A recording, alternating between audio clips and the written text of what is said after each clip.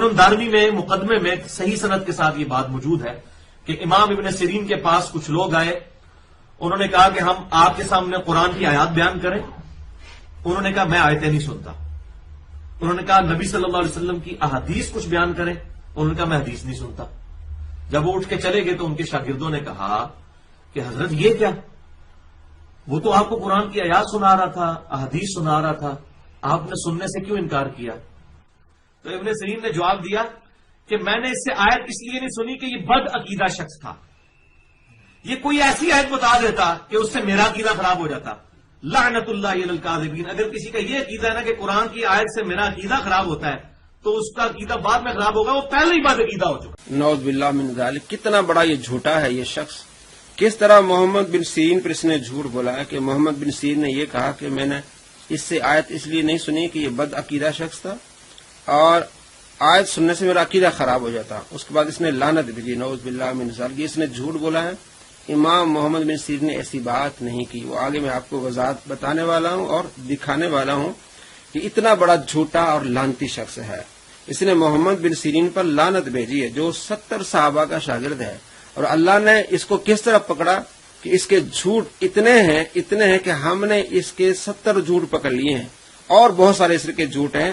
تو ایک جھوٹ پر ایک لعنت تو کم سے کم اس پر پڑے گی، تو 70 لعنتیں اس پر.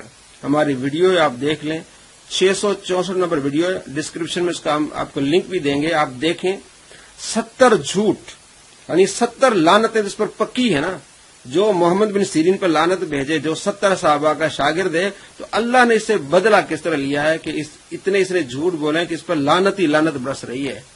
70 جھوٹ تو ہم نے اس کے پکڑے ہیں. آپ دیکھ لیں تو 70 جھوٹ یعنی 70 لعنتیں مرزا جہلمی پر. اور امام محمد بن سیرین پر جھوٹ بولا. محمد بن سیرین نے یہ نہیں کہا کہ آیت سننے سے میرا عقیدہ خراب ہوگا. آپ نے فرمایا کہ قرآن پاک پڑھے گا اور اس قرآن پاک میں تحریف کرے گا، وہ تعریف کہیں میرے دل میں نہ بیٹھ جائے. یہ آپ دیکھ لیں 411 نمبر روایت ہے.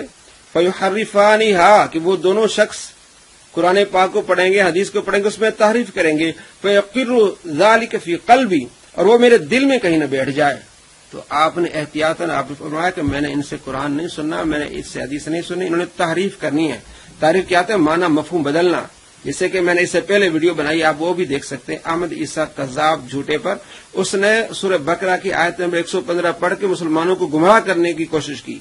تو ہم نے بتایا کہ یہ دھوکہ کر رہا ہے، فریب کر رہا ہے، یہ ڈرامہ کر رہا ہے، یہ تحریف کر رہا ہے. تو اس طرح تعریف کر کے لوگوں کو گمراہ کرتے ہیں یہ لوگ. تو اس طرح محمد بن سیرین نے ایسے لوگوں سے قرآن بھی نہیں سنا. آپ دیکھ سکتے ہیں ویڈیو نمبر 667 ویڈیو ہے، دکھایا ہم نے اس میں کہ کس طرح وہ تعریف کرتا. تو ایسی تعریف کرنے والے سے قرآن نہیں سنا جاتا. تو اس نے کس طرح جھوٹ بولا کہ قرآن سننے سے میرا عقیدہ خراب ہو جائے گا. انہوں نے ایسی بات نہیں کی. فرمایا کہ قرآن پڑھیں گے، اس میں تعریف کریں گے. تو اللہ نے اسے بدلہ لیا ہے. اتنے اس نے جھوٹ بولے ہیں. کم سے کم نے اس کے جو 70 جھوٹ تو ہم نے پکڑے اور انشاءاللہ اور اس کے آپ کو دکھائیں گے کتنا بڑا جھوٹا مکار ہے. 70 لعنت اس پر پکی ہے نا. آپ دیکھ سکتے ہیں اس ویڈیو کو. ویڈیو ہی سے ہم نے بتایا ہے. لکھتا کچھ اور ہے، بولتا کچھ اور ہے. ایک ویڈیو میں کچھ کہتا ہے، دوسری ویڈیو میں کچھ کہتا ہے. اپنے آپ کو اس نے جھوٹا قرار دیا ہے. 70 جھوٹ. ویڈیو نمبر 664 دیکھیں. 70 جھوٹ یعنی کہ 70 اس پر لعنتیں.